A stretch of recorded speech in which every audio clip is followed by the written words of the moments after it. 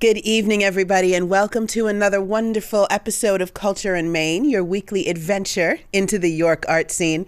We have a great show for you today, as always.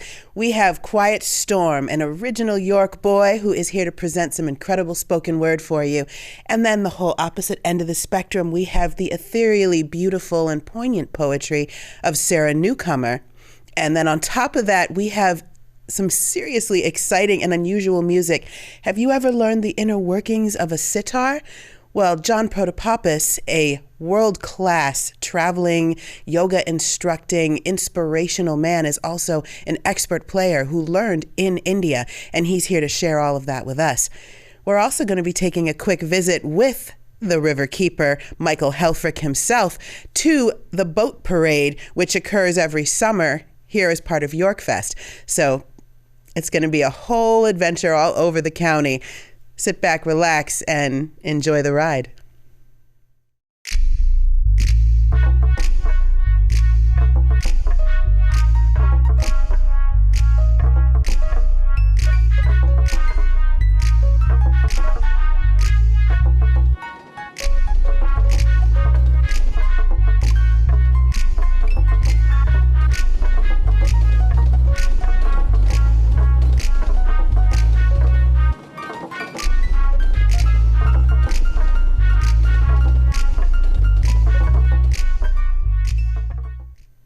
First up, because I just couldn't start the show any other way, the exciting, dynamic spoken word of my friend and a performer I truly enjoy and admire, Quiet Storm, the poet. Black Republic. It ain't funny when your laundry's in the public. Paparazzis, they love it, they breaking the covet. Middle finger to the world, so I'm just saying. I'm a writer of thought, I speak from the heart. When pen meets paper, a masterpiece, art. Word description. I got a style of my own, you can't compare me to another. I beat cases at trial with pill from my brother. I promised my mother the story of Joseph, a clash between brothers. I never had much, I came up from the gutter. I met somebody beautiful, I told her I love her. I write from a pain so deep, the abyss of more love. Where emotions are expressionless, they're just shown with a shrug. A soulful cry from teardrop eyes, rain falls from above to the streets of the ghetto where innocent graves are dug. I write from a pain so deep, a starving child can't eat, where insomnia sets in and the only nourishment is sleep.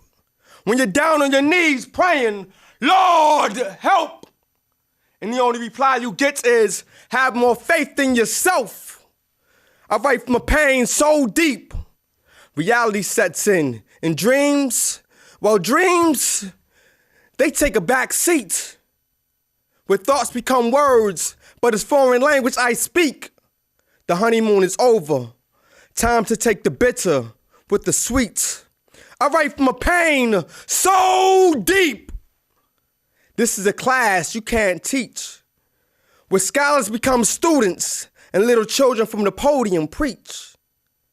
Ignorance is knowledge, when it's deaf ears they reach. I'm in a political war zone where welfare symbolizes that life could be a beach. I write from a pain so deep. Crucified, but the nails are not found in my feet. For the power of money, people sell their souls for cheap. And the color of my skin turns cheek. Modern day pharaohs, I thought this was love that we seek. I write from a pain so deep. Pain upon me shoulder, may I run from the bad mind. Bet yourself up, nobody boys got fair time. Babylon system not for care about we. Protect and preserve, this is forgery. Dope in our community, done from out of we. Black on black crime, them will come make arrests. Bodies in the street, them will clean up the mess. I write from a pain so deep. I'm here with Quiet Storm, the poet, who you just got to hear.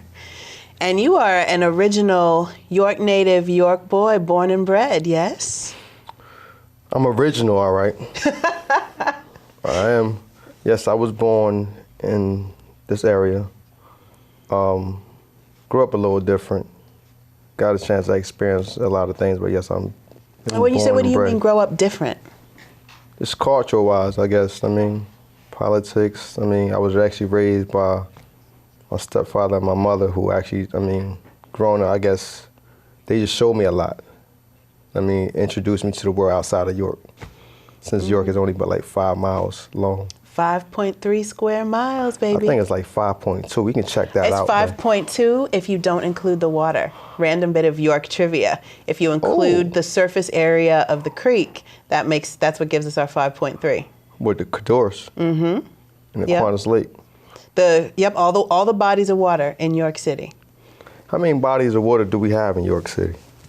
You know what? That is a piece of trivia I do not know. I just know that it's 5.2 of land, 5.3 with water. That's things that make you go, So this grasping of details and intellect is part of your trademark. That's how you pick up the details to put in your pieces? Yeah, I guess so. I mean, actually, really, it just comes. It's not, like if you was to ask myself, I don't know how good that's supposed to sound, but if you were supposed to ask myself. Note to self, what makes you write? And I would say, I really didn't even think I was actually going to be a poet. I never really, it never really dawned on me that I was actually going to do poetry. What did you think you were going to do? I thought I was going to be a rapper like everybody else. Heck yeah. But I didn't like reading growing up. I mean, I didn't like reading in English classes and things of that nature. So that actually is a part of poetry. Is a part of is in that field. So it just happened to dawn on me. I mean, I used to try to write rhymes. I mean, I thought I was good. I mean, but it was like a lot of cursing in it, and all of a sudden I actually just write this one piece, and I saw it to my mother. I mean, and she liked it. She said, "Okay, well, there's no cursing involved with this here. Did you fall and bump your head or something like that?" What's wrong? What's going on? Yeah, so, I mean, and from there, like, it was a real spiritual piece. But from there, I guess that was actually the turnover. And that happened, I mean, the very first poem I actually wrote was in 2001. And that came by happenstance as well, too. It was just, it wasn't supposed to be a poem. It was, well, I guess it was supposed to be a poem, being that it came into a poem, but it started just as like a thank you letter. You know what I mean? And then it just I got flowed. all these little different pieces, right? And it just formed into a poem. And I'm like, and I asked my people, I said, okay, well, I think I have something here, but I never did poetry before, and I don't know what's supposed to happen. And they said, well, poems don't have to have an ending, and I guess that was like the first piece of advice I actually got for poetry. I wrote it, and it turned out okay. Well, now, one of the things that I've always liked and enjoyed the most about you, and really noticed that separates you from a lot of other poets and spoken word artists in the game, is that you do have this quest for knowledge. That every time I've seen you at a show, if there was a feature there, if there was someone there who might have some skill you didn't, or might have achieved a level of success that you wanted, or that might have done a different type of project or style, you were like, I want to know that person. I want to talk to them. I want to figure out what they've got, and I want to figure out how I can incorporate that. You have this really proactive approach and a burning desire to not just be good as you already are, but to have every possible skill that's out there. And that openness is not always common. A lot of times, you know, once we got our style, we think, okay, I got this. And we're not going out there after, well, this person is different than me. What can I learn from them? So where does that openness come from? What are you looking for? An outlet. I appreciate what you said, because I just think I'm just trying to make it through. Well, I guess greatness does follow greatness, but it's an outlet. I'm just looking for an outlet. Something to where as though the pain that I have or the experience, whatever, just trying to get that outlet, trying to find something. I mean, and as I said, like, I mean, if I see that you can do something that's better than what I can actually do, I need to get on that level. I mean, so it's just it's a goal of mine. It's just, I don't know. Am I making sense? Always. Yeah. Always. It's all about trying to become better. As soon as you think you don't need to get better, that's definitely when you've stopped improving. I think I wanted to be Batman growing up. Nice. I mean, so, just... Set your goals high. Set your goals high. Nah, I says I would say just it's an outlet. It's an outlet where as though I'm seeking. I said just and that's all. That goes back with growing up as well too. I mean, I said I have. Information was actually put in front of me. I mean, and nowadays, if you're not using certain information, not all information is good for you, but if you don't actually use some type of knowledge or whatever, then you can't get nowhere. So where is it that Quiet Storm the poet is trying to go? To the top, to the Bahamas. Just doing spoken word on the stages in the Bahamas? Actually, one of my goals, actually, in all honesty, to spoken word, the Apollo Theater. I would actually like to be able to perform on the Apollo Theater and actually get a good response. I mean, that's basically what one of my goals what I would like to do. I mean, outside of that, poetry-wise, I mean, you have a hip-hop genre, which I'm actually a fan of. I mean, so I want to be able to take spoken word from the closet, from the underground, and put it on a stage where as though it's recognized like any other type of music. I mean, out there, whatever, videos and the whole 9 yards.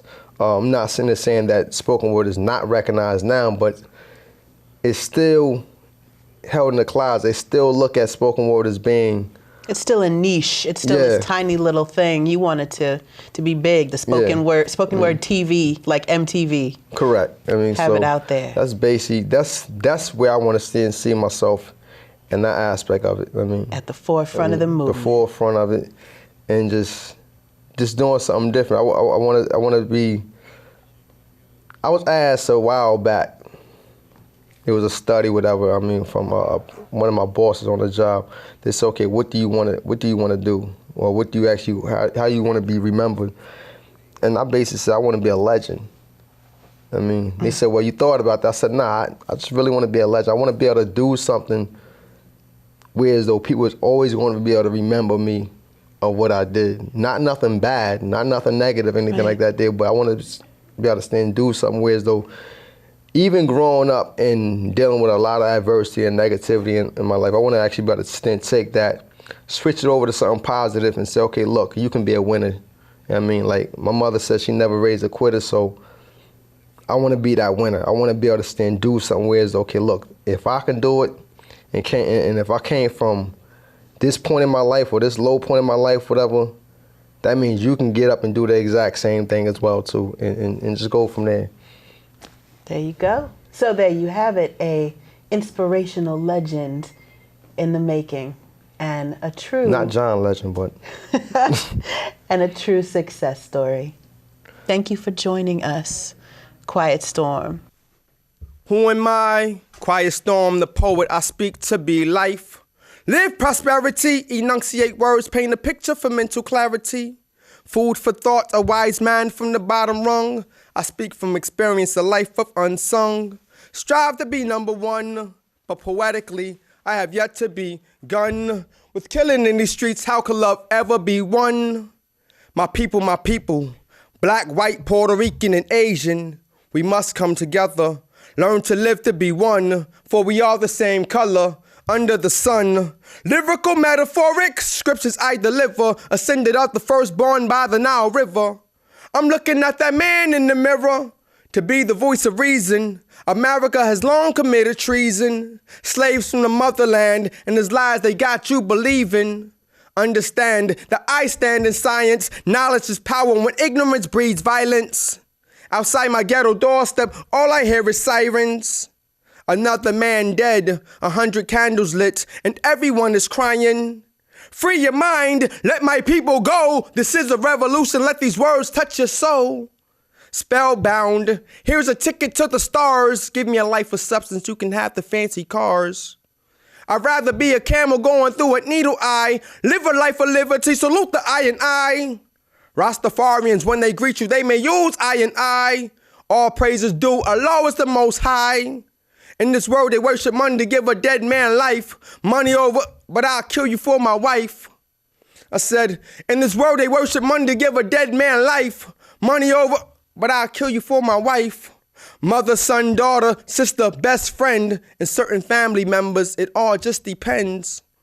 You cross my lifeline, it will be your very end. There will be no next of kin. So I pray for a reserve Daniel in the lion's den. Many men wish death upon me. They want me to slip, fall short like Max B. Or sell my soul to be $1 million. Iniquity's bliss, a hefty price to be rich. Glorifying crack, we are still under attack. The Pope and his queen wants to get rid of non-whites and kill off all blacks. First they destroy your image, then kill off your reproduction. Third, they brainwash you to make you believe you're nothing. But I have faith in my God, so I stand for something. If these are the last days, then the king will be coming. Reincarnations, these are roses, not carnations. Failure to stop, got the policeman chasing. Some live with no patience. Back and forth in the same place, they are constantly pacing. Time is now wasting. Procrastinations. You can't get a minute back, so every second I'm embracing.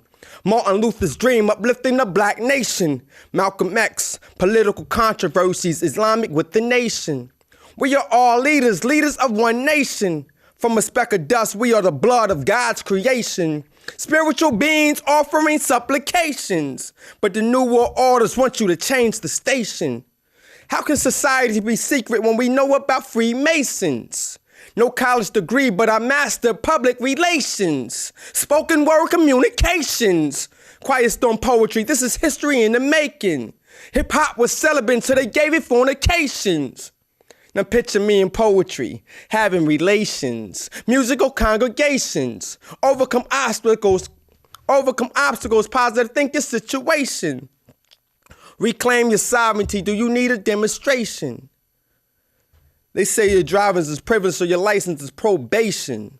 Stock market exchange is sold as a corporation. Barack Obama, the CEO of a corporation.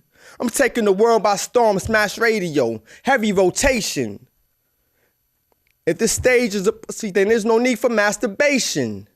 Our Father, forgive me if I have sinned. My heart harbors pain, so I made it bleed through the pen. To be the spark of light so my people can shine within. Respect to all soldiers who come home to be men. I seek refuge from the devil. May Allah protect me from the jinn. Team Weathers, we playing above the rim. Trample classics are now calming at the pen. York City on my back, we need a three-pointer to win.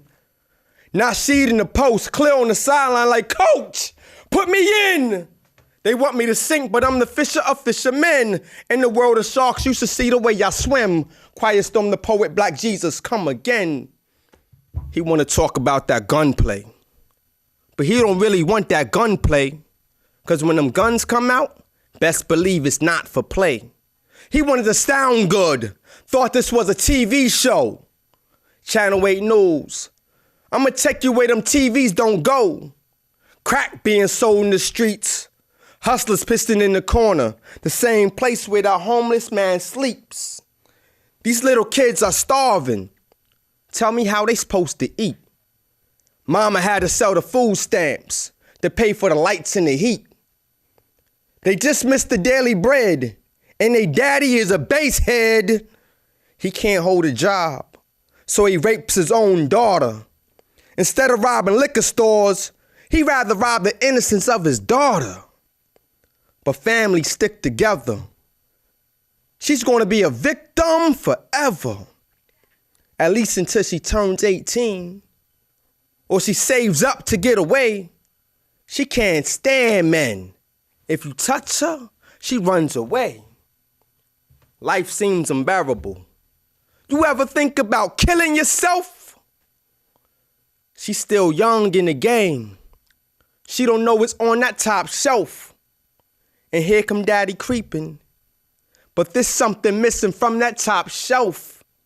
He opens up the door, looking at her in that lustful way. Finger on the trigger. Now tell me, Real talk. You think that gun gon' play? What's life when fantasy gangsters turn to be reality's fools? When the game of universal laws are played by the devil's rules? When the media, as we know it, glorifies the violence found in the news? When children before the age of puberty have to fill their daddy's shoes? What's life when souls are stuck in the dark? A war is being fought between the flesh and the heart. On the battleground of the secular world, spiritual existence is being torn apart by chambers of death tunneled through political trickery. For this can't be life, so why is there pain and misery? For the enemy has convinced us not to fight. Polluted mentalities of can't get right. Confined to the cell of ghetto incarceration. What we suffer from is more than mental deprivation. Spiritual starvation. In the midst of the beast, I asked you all. I asked you all. I asked you all. When will this nonsense cease? And we walk in harmony and greet each other with peace. Now, I first got to know Sara as a tireless advocate for rescue animals and the prevention of animal cruelty. She has an incredibly kind heart and a soft-spoken demeanor that, it turns out, comes from a very powerful story of personal overcoming. And she lets it all out through some really emotional, inspiring poetry that I'm really excited to get her to share with you today. So, ladies and gentlemen, Sara Newcomer. Great. I'm Sara Newcomer, and this is Out of Control Arithmetic. I wrote it from the mindset of my father right before he died. Every drip drop from the tap, single drops that collect in seconds have passed. It tick-tocks the sound of regret. A condition has relapsed, and so slowly I start to forget as the synapses collapse. And of my silhouette like the smoke that is left from the manufacturing grass, wrapped in between cigarettes, so conveniently wrapped between life and death. This is what I clasp between the pointer and the index, where I snap and become my own worst threat. It's sudden addiction, slowly burning one last gasp of the toxic abyss. I try to avoid, but they congregate and take me as paranoid. The voices reverberate deep in the shadows, whispering to me my fate, and I crash through the void where my mind deviates and all consciousness is destroyed. It's spiteful procrastination for its life that I've avoided. Yeah, it would be easy to commit to a painful suicide in your own personal asylum, putting all else aside, in a place so numb lodged between my eyes, a never-ending drum and all your problems subside, deafened by the clash of the beats, death you do not decide. You can't equal the whole of all this fragmented stuff, chronic insomniacs labeled as neurotic and still ignored of the systematic turn in numbers. It's more out of control arithmetic. Continuation of the nightmares depressed, just awake and regress, such fast-growing stress, it's habitual madness, depriving me of everything else. No wonder I'm anxious, interpret all this 24/7. The future is frozen, stuck within the present hell, a war within itself, my own personal Armageddon. Vacant nights with the beer, bitten with the winter's bite, stagnant and nocturnal. Alcohol driven with bloodshot eyes, drowning in a million thoughts, never knowing when to stop. Insecure and fully alert, but struggling to be alive, and the faintest energy is exerted. The rhythm is misaligned as I sit and witness my own decline. It's self-affliction to the head, caused by my own stubbornness, associated with guilt, now disoriented, and the cerebrum is definitely fermented. Lost in the reveries with persistent memories of this reality, weakened on the shore of this existence, observing my black end.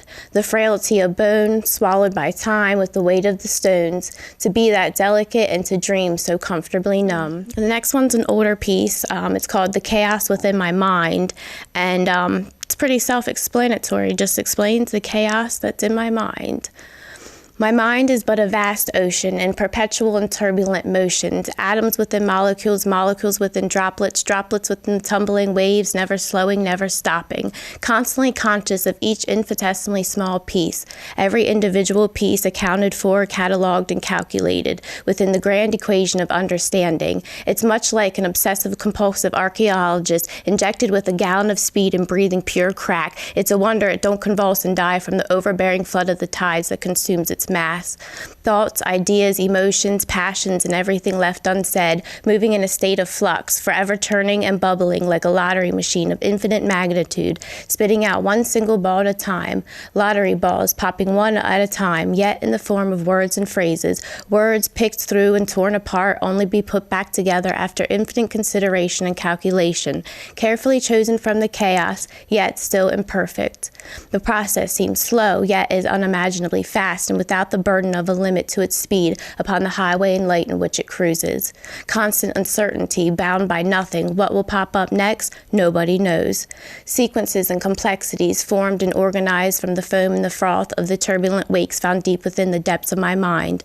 A process complex, infinite, and unpredictable at its best, unrecognizable and unimaginable at its worst. Imagine a full-size hurricane trapped within a golf ball-sized snow globe, which has just been sucked up into a tornado the size of a continent, which is found on a world that has just been engulfed by a black hole.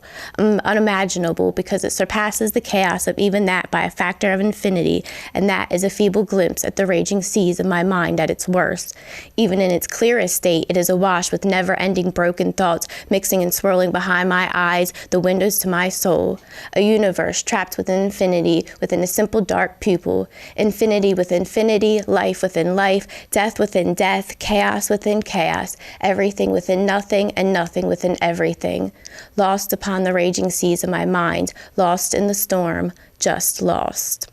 And now I'm back with Sara Newcomer, who is an awesome poet that I got to hear at the iconic Convergence, which was a poetry event hosted for almost 20 years at different locations by Rich Hemmings, an awesome local poet. And I cannot express my gratitude enough to him and to Convergence for introducing me to Sara Newcomer and her work.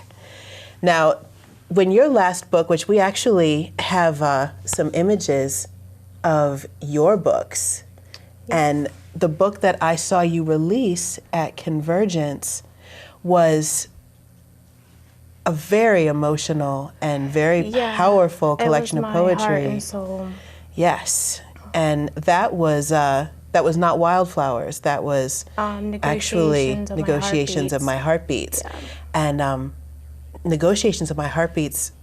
Can you just share a little bit about where that came out of for you? Well, the title was actually a title from one of the pieces in there, but it seemed to fit the whole book in general, because I guess everything had been written. You know, I went through a lot of deaths within the last 2 years, and everything was written since that time period. So it really was like my negotiations of my heartbeat, what makes my heart beat, you know.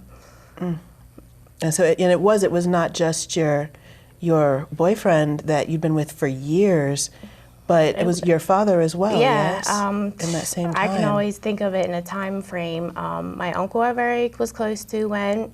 About a month later, my man committed suicide. Then about a month later, my dad died from a very horrible alcoholic death. Then I think then my grandpa went like 2 months later. Then my poor cat, she went a couple months later. And then my grandma actually just went like 2 months ago. Oh my goodness. Yeah. So was creating the book part of how you kept going? Was that like a therapeutic experience for you? I think that's how it's always been for me, writing. You know, I didn't have the best childhood, and I started writing probably when I was around 12. Wow. But then That's I really... turned into drugs and alcohol, I turned into a cutter, but poetry was always there. And I still believe that if I didn't have poetry, I'd be out doing a lot of bad things if I didn't have that release to go to. Well, so how did you, or what inspired you to make the decision to turn your life around, or to make the decision to leave behind some of those self-destructive behaviors and focus on the creative process of writing and some of the other things that you do? I think my dad was a big inspiration. My brother's also an alcoholic, and just seeing the little ducky that I was going and following in that line, and I did not want to be that. I knew I was better than that, and I started going to meetings, and which that actually helped me come out of into the poetry scene, like, because I was used to be so shy, but the meetings got me into talking about your most personal things with people that can relate, and that's kind of what poetry is too. That's true. That is very true. Sort of our own little AA meetings. Yep, you're revealing your deepest stuff, but you know everybody's there to love you and care. It's true. So you found the poetry community really nurturing and supportive of you in this area. Yeah, because Dustin Nispel I've known him since 8th grade. He's an awesome local poet and a previous guest. Yep, and he always knew I wrote. You know, we'd share each other's stuff, and he'd be like, "God, you got to come out, Sarah. You got to come out." I'm like, no, I'm too shy. But, you know, eventually with time, and now I'm so grateful I did. And thanks to Deb and Rich, because they take you under their wing. Everybody's like their little child to them. Yes, very much. They're like the poetry grandparents of the community. Yep. And so as you were putting together your books, what made you decide to collect the work that you were doing from this very personal and therapeutic place and actually put it out there into a book for public consumption? I just felt, you know, like the previous girl had said, people need to hear it. Maybe they can find inspiration from it as well. You know, I've been through a lot, but I know I'm nothing special. I know everybody else has gone through something similar or will. Plus, they were my best pieces. Sometimes your best pieces are the ones that are most heartfelt. So, the ones that come from the hardest place to express. Yeah. Wow. So, do you think that as a poet, that part of that creativity and that art-centered place in you is part of what makes you feel things so intensely and that can make it even harder? Yeah. I mean, I think we were discussing before the taping, I'm not a poet that writes every single day. I just write when something comes to me, when I feel I need to get it out. Of course, everything comes right before bedtime. You're laying there trying to go to sleep. And I've been asking for Christmas for like the little tape recorders for years, and nobody's bought me one yet. So. Oh my gosh, I just got a dictaphone from my uncle for my birthday because I would constantly, in the shower, while driving, when I'm falling asleep or just waking up, and I'm like, ugh. And then the poem, I can't tell you, probably my genius work, my most genius work is gone. I pray to God if I'm laying there falling asleep, I'm like, please let me remember that in the morning. Yeah. Sometimes it works, sometimes it doesn't. Sometimes. So what's next for you? Well, I'm just looking for, I've kind of been out of the scene for a little, so anybody that wants to feature me, take a chance on me. I don't have anything specific lined up. I just kind of am a go with the flow girl. I love what I'm doing right now. I don't have my sights set on something big. I'm an animal lover, and this is my art, and that's my passion. That's where I want to go for career-wise. And I know that that's a big deal for you, the work that you do with animals. You do a lot of activism and working with the local shelters and helping. Yeah. Where did that come from? I don't know. Ever since I was little, I just, would get along with animals, and they seemed to cling to me, and we would go, me and my mom actually, because she's a big animal person too, would go into the SPCA, just walk around, talk to every dog there, make them feel a little special. And then finally I got hired there, and it was just a dream. Even my sister worked there, and she's like, I can read your face, and you are just so happy here. But then some other bull crap happened, and I got fired. But, I still go and volunteer, and that's awesome. I could never walk away no matter what happens.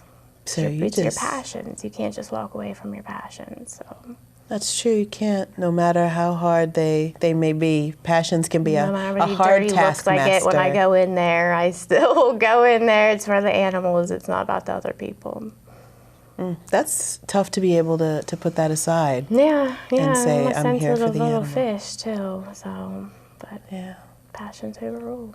But you wouldn't be able to create the way that you do if you didn't feel as strongly as you I've feel. actually had people ask me, I've never written a poem about an animal. Yeah. Interesting. And I that don't know. surprises me. Yeah, and people ask me why. I don't know. I mean, I know I have my little rescue dog, and he's like my baby. You know, I don't think I'm going to have kids, and he's the world to me. Just, I don't know, maybe that's too much passion. Maybe I love him too much to write about it. Interesting.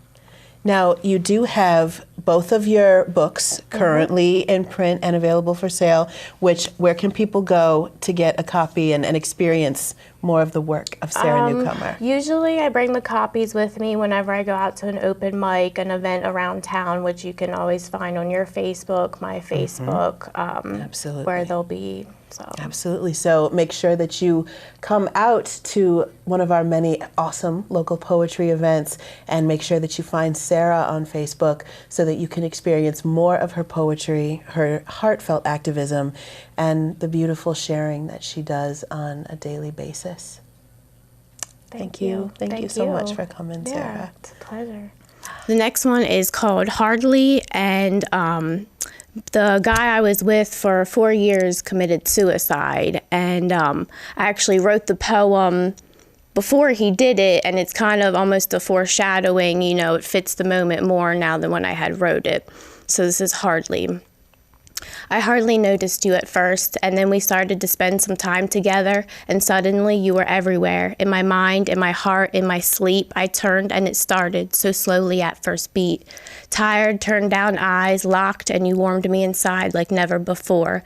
I knew it was wrong against some God's law, but my God is my heart, and I looked, and there you dwelled, and it seemed that that's how it always had been, and what's more, always would be, but couldn't be. But that's not the way it turned out. Forces out of mind that I may never understand, that I may never wish to fathom or comprehend, tore us apart, and as an eye blinked, you were 10,000 miles away on a strange island where you could no longer see beauty or believe in hope or love or what was meant to be, if in matter of fact we could ever be, so I could ever be me, myself, so I was dead.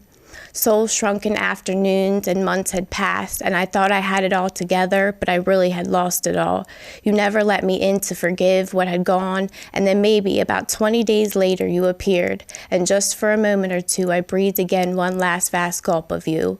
A plummet love more powerful than time itself in the attempts of trying to describe the inevitable law that rips us apart and ties us together on some other plane than the physical, than this so-called reality, in a world cursed with just 3 dimensions.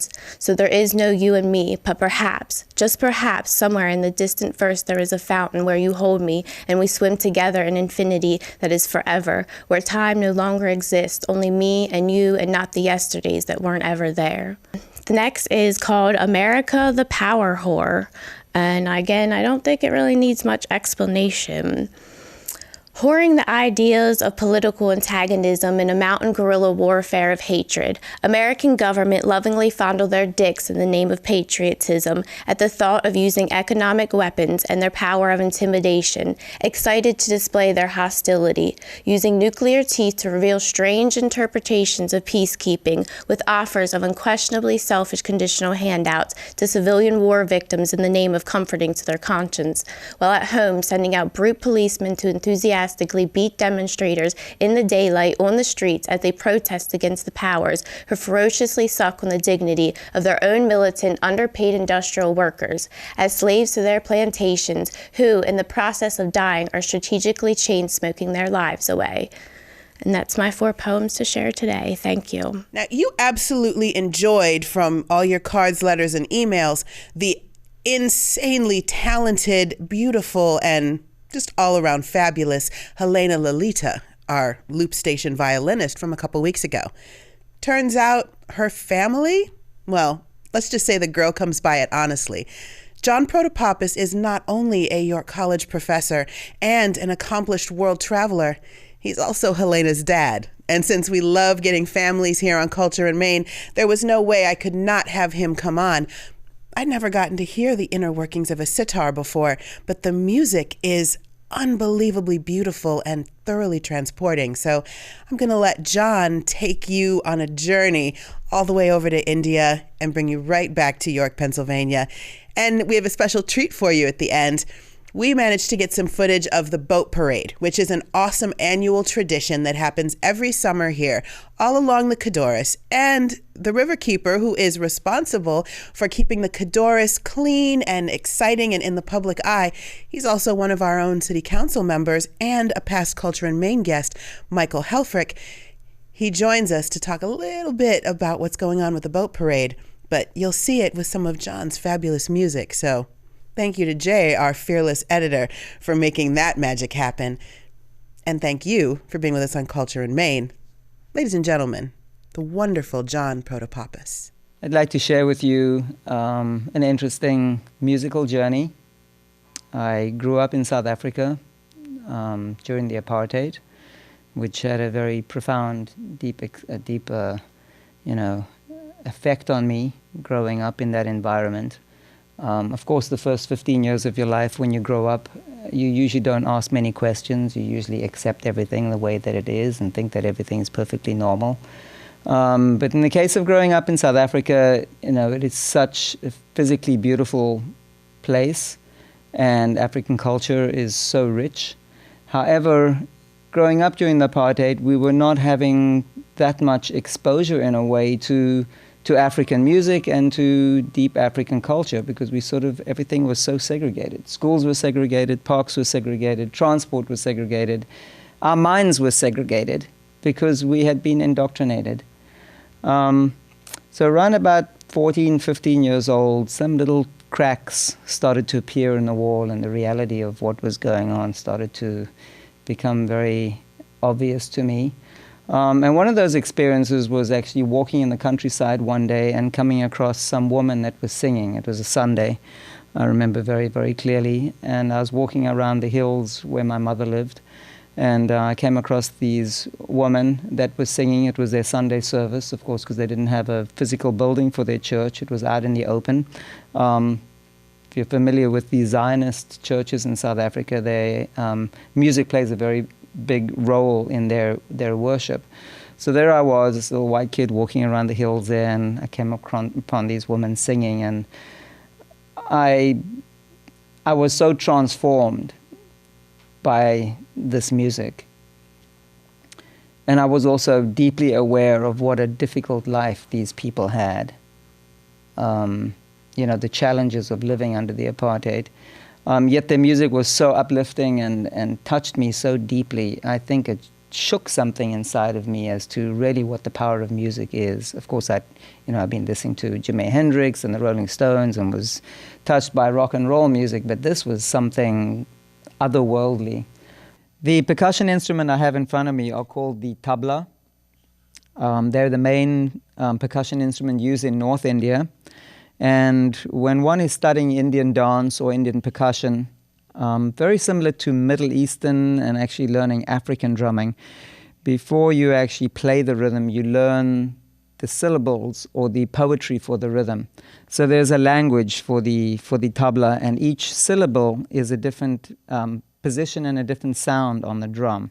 So I'll just go over a few of those. The reason I wanted to just explain a little bit about the percussion first before I start playing the sitar was because at a certain point of playing the sitar, I'm going to turn on a little machine which is going to keep a drum rhythm going for me, and then I'm going to improvise around that drum rhythm.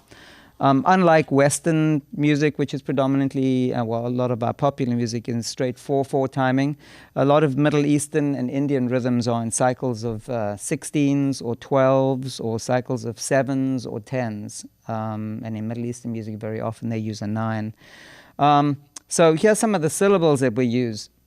Titta, tuna, katta. So this is titta. This is a na or a ta. This is tun.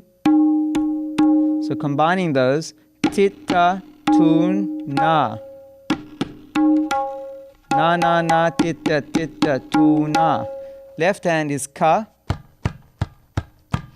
And I can also, with the left hand, hit the fingers like this and play with my palm into the drum to change the pitch a little bit.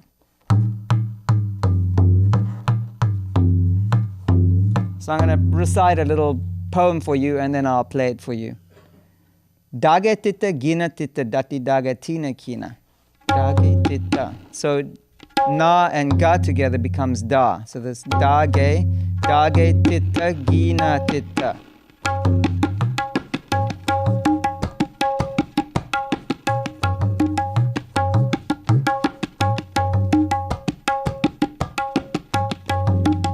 Tatirikitak tuna kiritak tatirikitak dinna kiritak.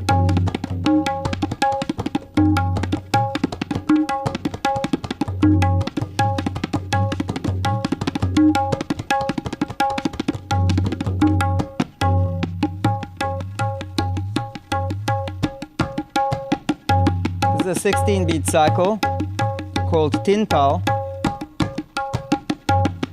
Da din din da da din din da na tin tin ta ta din din da 1 2 3 4 5 7 8 9 10 11 12 13 14 15 da tira kita taka dida dida kita taka da tira kita taka tuna kita taka ta tira kita taka da tira kita taka din na kita taka double speed da tira kita taka dida dida dida da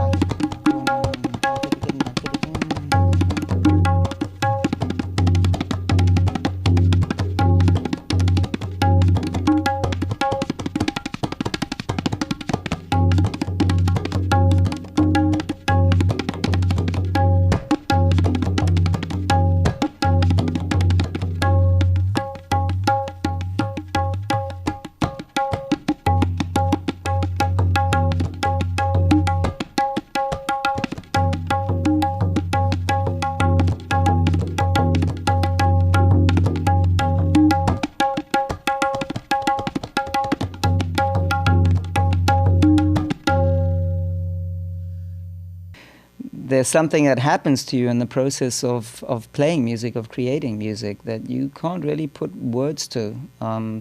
When I teach at your college, before I say anything to the students on the very first class, I write on the board, when words fail, music and dance begin. And I guess the ecstatic experiences I've had with music, and I've had opportunities to play to people, and I know that I've touched their hearts in many ways. Nothing material can give me that experience. And also music is a language beyond languages. It touches the hearts and moves people's emotions. Very often, I listen to Spanish music, I listen to flamenco music, I listen to Greek music, even though my Greek is very, very poor, and we can listen to music from different parts of the world in different languages, yet it's the music, it's the melody, it's the tones of the instruments, and that which transforms and changes us. I'm going to start off with a very slow piece, just introducing the notes of the raga that I'm going to play, and at a certain point I'm going to jump into a faster melody, improvise around that a little bit, and then go into a very fast piece of rhythmic, very rhythmic playing, and then finish off. Hope you enjoy it.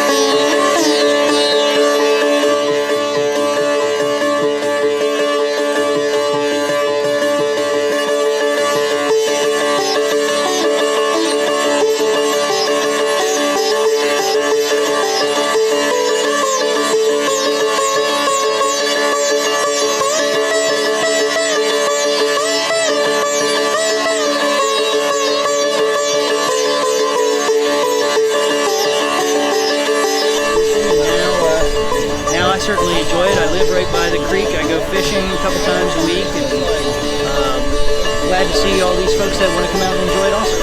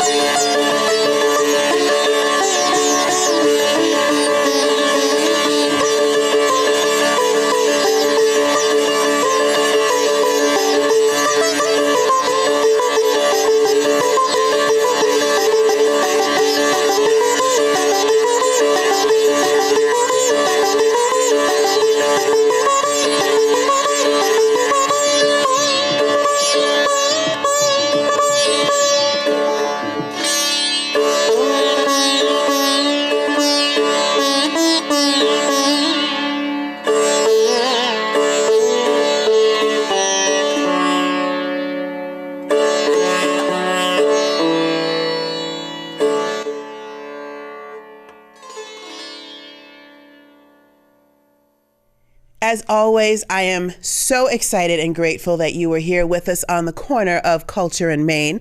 If you like what you saw, if you didn't, if you have something you'd love to see, suggestions, comments, questions, we want it all.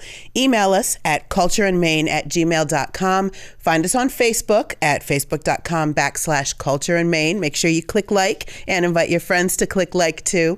Follow us on Twitter at Culture in Maine or log on to wrct.tv. Go up to Channel 18 show profiles and you'll find everything Culture in Maine on our website there, all in one place. Thank you so much to Cliff Kern, our technical director, to our show producer, Jay Schmuck. And I am, as always, Carla Christopher, your fearless host. Have a blessed week. Be good to each other. And we'll see you next week right here on the corner of Culture in Maine.